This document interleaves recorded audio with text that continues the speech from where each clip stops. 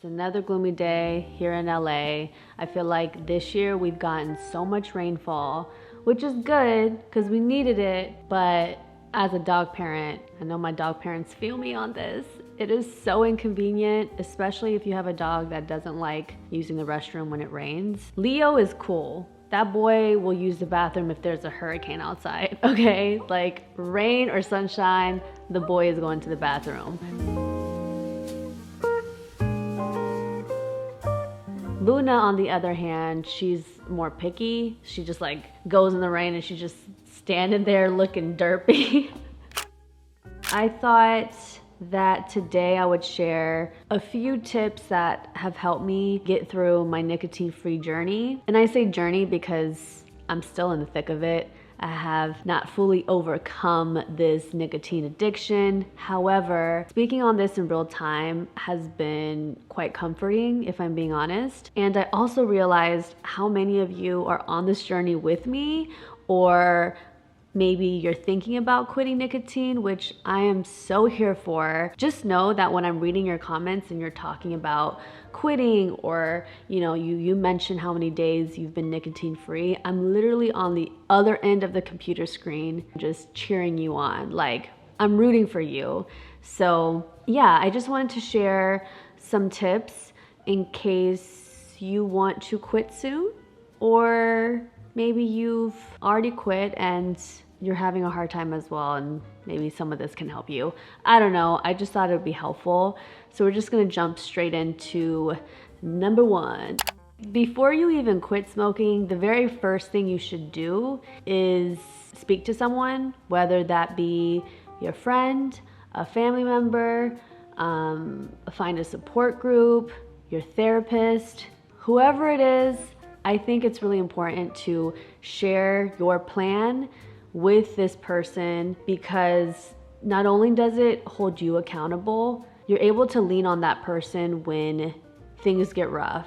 Because trust me, things will get rough. If you have an addiction, you know that you tell yourself you're gonna quit over and over again, but how many times do you actually follow through? I mean, that was me for the last 2 years, because I knew in the last 2 to 3 years that I wanted to quit. And every year I'm like, this is the year, or this is the month, or today's the day. And I just wouldn't do it. The addiction will override any thoughts of wanting to quit. So the moment that I decided I was quitting, which was cold turkey, and I don't recommend that for everyone, because it is proven that the success rate for quitting nicotine cold turkey is like 5%, versus if you wean your way off, maybe decrease your levels of nicotine intake, especially if you're vaping, you can drop down the percentage of nicotine that you're smoking. There's all these things you can do to slowly wean off of it, like nicotine gum, patches, etc. But once I decided to quit, I let multiple people know. I let my parents know, my sister, my cousin, my partner. I had to tell people because at that moment it felt real. Had I just quit cold turkey and kept it a secret and try to go about it on my own, I don't think that I would have lasted, because the withdrawals get so strong that it's hard not to give in. So it's important to tell someone, even if you feel like you might not follow through, because you have to hold yourself accountable somehow, and I think that's a great way to do it. I've also been speaking to my therapist, which has been super helpful, which brings me to today's sponsor, BetterHelp. Thank you to BetterHelp for sponsoring today's video. BetterHelp is the world's largest therapy service, and it's 100% done online. They have a huge network of over 25,000 licensed and experienced therapists who can get you through a wide range of issues. To get started, just fill out a short questionnaire about your needs and preferences. From there, you'll get matched with a therapist who is most compatible with you. And to start communication, you just simply message your therapist at any time and schedule live sessions whenever it's convenient for you. And for any reason, if you're not vibing with your therapist, you can switch to a new therapist at no additional charge. With BetterHelp, you get the same professionalism and quality that you would expect from an in-office visit. The only difference is it's more affordable with schedule flexibility, and you get a custom pick therapist specifically for you. Right now, you can get 10% off your first month at betterhelp.com/Sophia. That's better, HELP. As always, you can find the link in the description box. Thank you to BetterHelp for sponsoring this video. If you've been a smoker for a long time, obviously when you take a hit, that releases dopamine. So naturally, when you quit, your dopamine levels are lower. You need to find other ways to increase your dopamine levels. Cold showers are proven to do that. For me, I can definitely feel a shift whenever I get out of a cold shower. It decreases my withdrawals, or I'm not even having withdrawals. I don't even think about that after a cold shower. I just feel so content and clear and ready to tackle the day. Like, that's the way that a cold shower makes me feel. It builds mental resistance, willpower. So I highly recommend taking a cold shower or any form of cold exposure when you're quitting.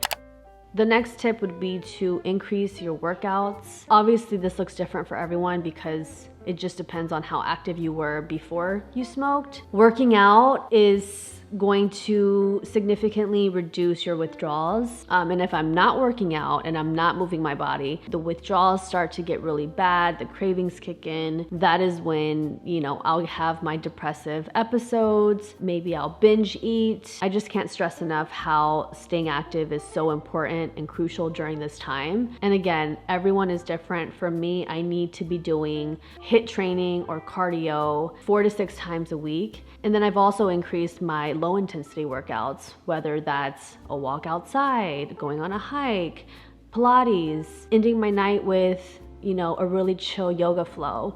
Any sort of movement to the body is going to help with your withdrawals. You're gonna notice that your appetite has increased, which is gonna bring me to my next tip.